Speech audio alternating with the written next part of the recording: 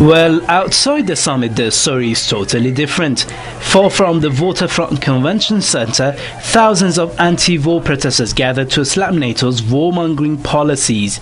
Demonstrators from different groups, including Occupy Wall Street protesters and US war veterans, marched in Chicago, demanding an end to costly and destructive wars.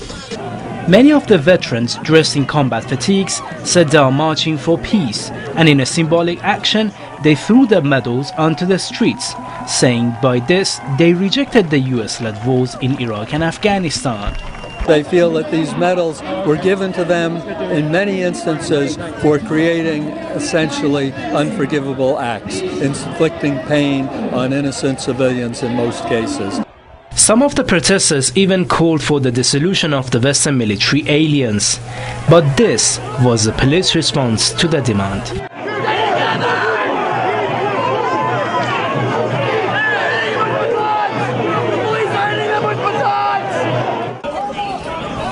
Police in Chicago have so far arrested dozens of anti-war activists to quell protests.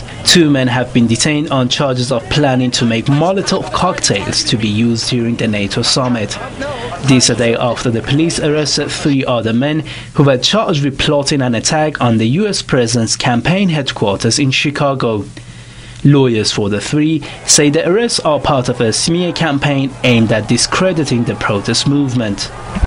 NATO leaders claim their 2-day meeting is aimed at discussing an end to the war in Afghanistan. But is this really the case? This is barely a photo op.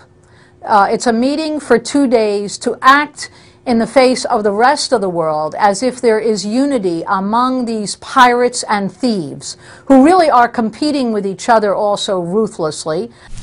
Reports show the Pentagon will spend $120 billion taxpayer dollars this year to continue the occupation of Afghanistan. That's approximately $357 million a day. This is why 30 million people in the US are unemployed or underemployed, and about 50 million Americans are on food stamps.